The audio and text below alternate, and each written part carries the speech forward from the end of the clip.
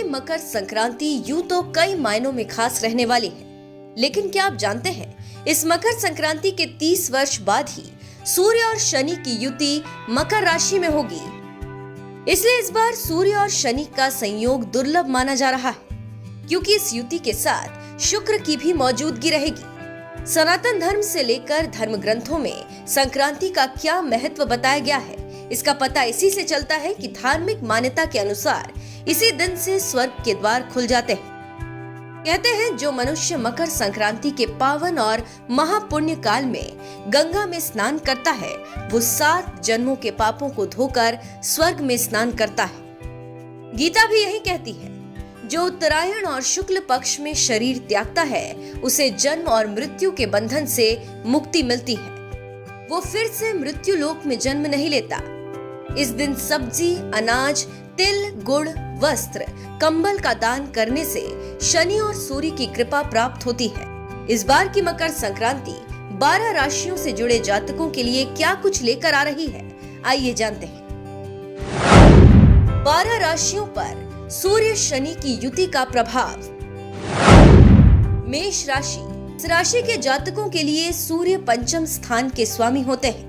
सूर्य का गोचर अब इस राशि के जातकों के लिए दशम भाव में होगा। इस भाव से जातक के कार्यस्थल और उसकी लीडरशिप का बोध होता है। इस भाव में विराजमान सूर्य की दृष्टि अब आपके चौथे भाव पर होगी। इस समय आपको अपनी नौकरी में तरक्की मिल सकती है। आप अपने सभी लक्ष्यों को पूरा करने में सफल होंगे। सूर्य की कृपा से सरकार से जुड़े लोगों का सहयोग आपको प्राप्त होगा। इस गोचर काल में आपके परिवार में किसी मांगलिक कार्य का आयोजन किया जा सकता है।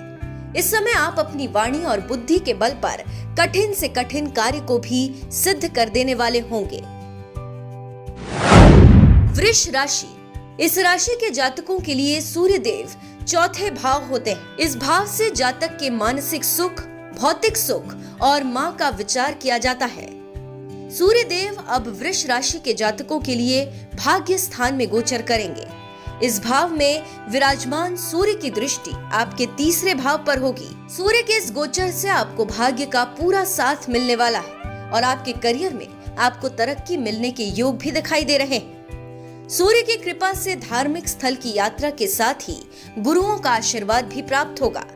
इस समय आपका साहस और पराक्रम भी बढ़ा हुआ रहने वाला है।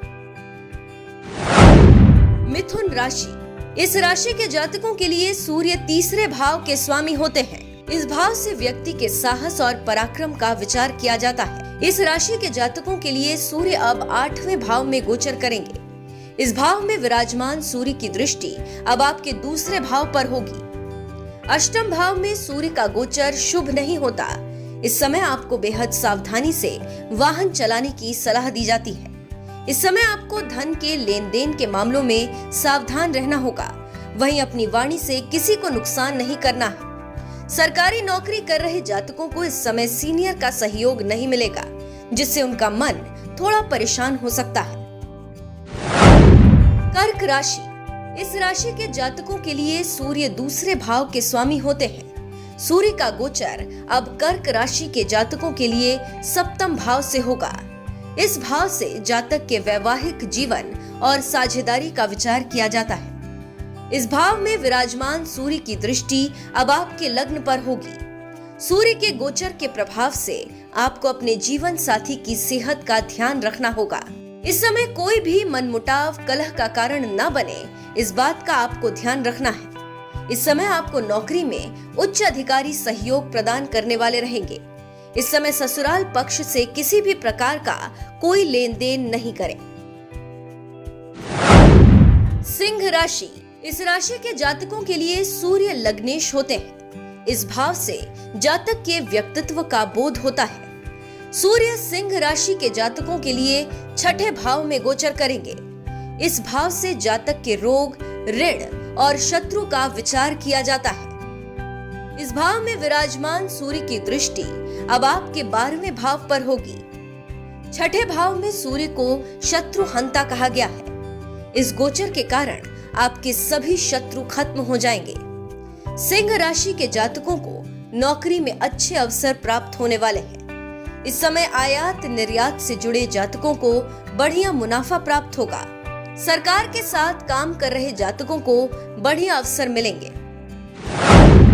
कन्या राशि, इस राशि के जातकों के लिए सूर्य 12वें भाव के स्वामी होते हैं। इस राशि के जातकों के लिए सूर्य का गोचर अब 5म भाव से होगा। इस भाव से जातक के प्रेम, रोमांस और पुत्र का विचार किया जाता है। इस भाव में विराजमान सूर्य की दृष्टि अब आपके एकादश भाव पर होगी। सूर्य के इस गोचर के प्रभाव से प्रतियोगी परीक्षा की तैयारी कर रहे जातकों को सफलता मिलने वाली है। इस समय शेयर मार्केट से जुड़े जातकों को अच्छा लाभ मिलने की उम्मीद है। व्यापारी वर्ग को भी इस समय बढ़िया मुनाफे की उम्मीद दिखाई पड़ रही है। इस समय आपको अपने पिता का सहयोग प्राप्त होगा। संतान पक्ष से भी शुभ समाचार प्राप्त होगा। तुला राशि, इस राशि के जातकों के लिए सूर्य एकादश भाव के स्वामी होते हैं। इस राशि के जातकों के लिए अब सूर्य का गोचर 4थे स्थान से होगा। इस भाव से जातक की मानसिक शक्ति और भौतिक सुख का विचार किया जाता है। इस भाव में विराजमान सूर्य की दृष्टि अब आपके 10म भाव पर होगी। सूर्य के इस गोचर से आपको थोड़ा मानसिक तनाव संभव है। इस समय आपको कार्यस्थल पर अतिरिक्त जिम्मेदारी दी जा सकती है। सूर्य के कारण सरकारी नौकरी से जुड़े जातकों को लाभ होने की उम्मीद है। अगर आप अपना कोई नया काम शुरू करना चाह रहे हैं तो समय अनुकूल है। वृश्चिक राशि, इस राशि के जातकों के लिए सूर्य 10म भाव के स्वामी होते हैं। इस भाव से जातक के कर्म स्थल और लीडरशिप का पता चलता है। वृश्चिक राशि के जातकों के लिए सूर्य अब 3रे भाव में गोचर करने वाले हैं। इस भाव से साहस का विचार होता है। सूर्य की दृष्टि अब आपके 9वें भाव पर होगी। इस गोचर के कारण आपको यात्राओं से लाभ होता हुआ दिखाई दे रहा है। इस समय आपको अपने पिता और भाग्य का सहयोग मिलने वाला है। अगर आप अपना कोई नया काम शुरू करना चाह रहे हैं तो इसमें आपको मदद मिल सकती है।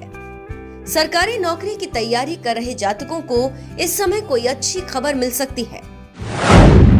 धनु राशि, इस राशि के जातकों के लिए सूर्य 9वें भाव के स्वामी होते हैं। इस राशि के जातकों के लिए सूर्य का गोचर अब 2रे स्थान से होगा। इस भाव से जातक की वाणी और संचित धन का विचार किया जाता है। इस भाव में विराजमान सूर्य की दृष्टि अब आपके 8वें भाव पर होगी। सूर्य के इस गोचर से आपके खर्चे बढ़ सकते हैं। इस समय आपको वाहन चलाते समय पूरी सावधानी बरतनी होगी। गुप्त विद्या की ओर आपका आकर्षण बढ़ सकता है। इस समय किसी भी प्रकार की पारिवारिक कलह से आपको बचकर रहना होगा।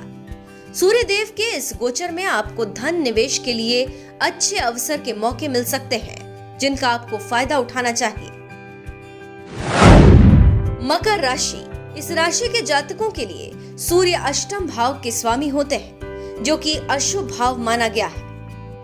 इस भाव से जीवन में होने वाली दुर्घटना और आकस्मिक घटनाओं का विचार किया जाता है। इस राशि के जातकों के लिए सूर्य अब लग्न में ही गोचर करने वाले हैं। इस भाव में विराजमान सूर्य की दृष्टि अब आपके 7म भाव पर होने वाली है। इस समय आपके कार्यों में थोड़ी देरी हो सकती है।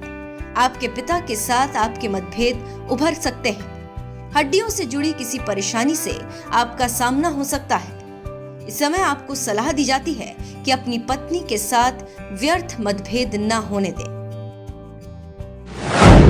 कुंभ राशि, इस राशि के जातकों के लिए सूर्य मारक स्थान के स्वामी होते हैं। 7म भाव से वैवाहिक जीवन और साझेदारी का विचार किया जाता है। इस राशि के जातकों के लिए सूर्य का गोचर अब 12वें भाव से होने जा रहा है। इस भाव में विराजमान सूर्य की दृष्टि अब आपके 6ठे भाव पर होगी। इस समय आपको अपने कीमती सामान का ध्यान रखना होगा।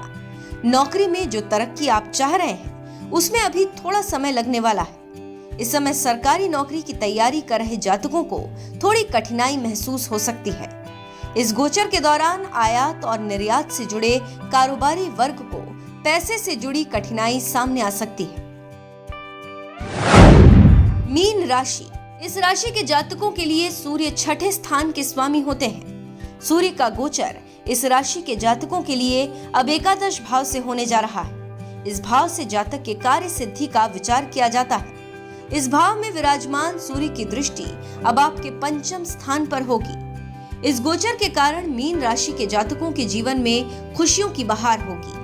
सूर्य के प्रभाव से आपके शत्रु नष्ट होंगे और आपको यात्राओं से लाभ होगा। कारोबारी वर्ग को लाभ होगा। नौकरी कर रहे जातकों को सफलता मिलेगी। अधिकारी आपसे प्रसन्न रहेंगे। जो छात्र सरकारी नौकरी की तैयारी कर रहे हैं उनके लिए भी समय अनुकूल रहने वाला है।